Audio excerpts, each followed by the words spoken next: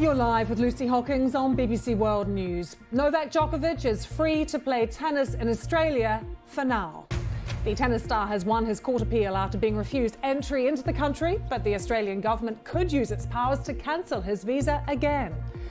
A court in Myanmar sentences Aung San Suu Kyi to another 4 years in prison after being convicted of more charges. High-stakes talks in Geneva between the US and Russia that could shape the future of Ukraine and the security of Europe. 19 people, including 9 children, die in a fire that engulfed a high-rise block of flats in New York. In the next half hour, we'll be live in Belgrade, Melbourne, Thailand and Geneva.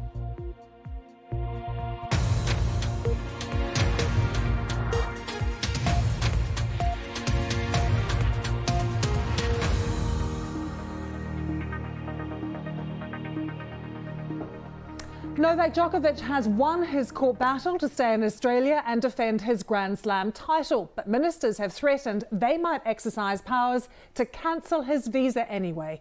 There are reports of a police presence at the office of his lawyers in Melbourne. Let's take you back to a few hours ago where a judge in Melbourne ruled that the men's number one must be released immediately from immigration detention. Djokovic arriving at the airport last week to defend his Australian Open title. It begins next Monday. He was initially granted an exemption from COVID vaccination rules after recovering from the virus last month.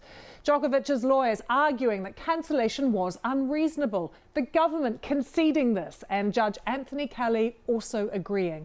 But we saw fans celebrating outside the court. Meanwhile, counsel for the Australian government telling the hearing the immigration minister might exercise his legal powers to cancel the visa regardless. There is so much going on. This is a moving story.